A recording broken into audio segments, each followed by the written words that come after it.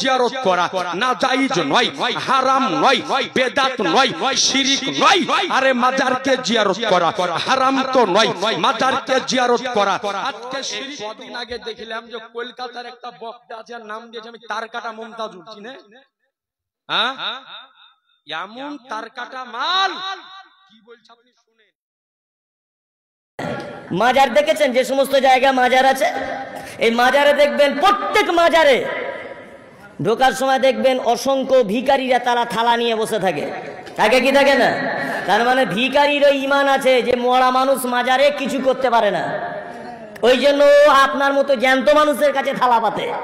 মানে ও জানে যে মরা মানুষ কোনো টাকা পয়সা দিতে পারে না।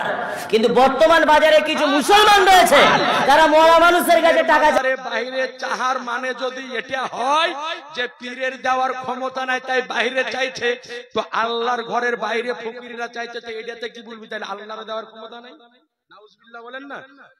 তাহলে তার কাটা মালকে বুঝাই কি? ইয়াকে খাদিনের চপ্পল দিয়ে জুতাইতে পারলে গায়ে রাখুন হবে। এটা কোন যুক্তি হলো? আহামুক মারা যুক্তি যে পীরের মাজারের বাইরে আপনার বসে আছে, পীরের দেওয়ার ক্ষমতা নাই তাই।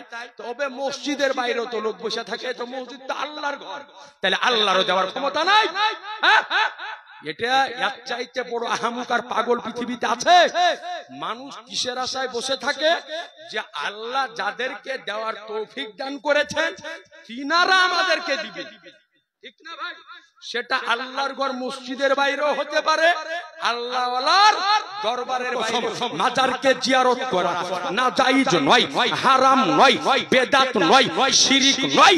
আরে মাজারকে জিয়ারত করা হারাম তো নয়, মাজারকে জিয়ারত করা আজকে সে জিয়ারত করা বেদাত তো নয়, মাজারকে জিয়ারত করা সাহাবীদের সুন্নাত, মাজারকে জিয়ারত করা তাবেঈনের সুন্নাত, মাজারকে জিয়ারত করা তাবেঈনের সুন্নাত, মাজারকে জিয়ারত করা আইম্মায়ে মুজতাহিদিনের সুন্নাত, মাজারকে জিয়ারত করা ইমামে আজমের সুন্নাত, মাজারকে জিয়ারত করা ইমাম শাফিঈর সুন্নাত, মাজারকে জিয়ারত করা ইমাম হাম্বলের সুন্নাত, মাজারকে জিয়ারত করা ইমাম মালিকের সুন্নাত, মাজারকে জিয়ারত করা রাজার সুন্নাত, মাজারকে জিয়ারত করা খাজার সুন্নাত, মাজারকে জিয়ারত করা গাউসের সুন্নাত, মাজারকে জিয়ারত করা আবু বকরের সুন্নাত, মাজারকে জিয়ারত করা ওমরের সুন্নাত, মাজারকে জিয়ারত করা ওসমানের সুন্নাত, মাজারকে জিয়ারত করা আলীর সুন্নাত।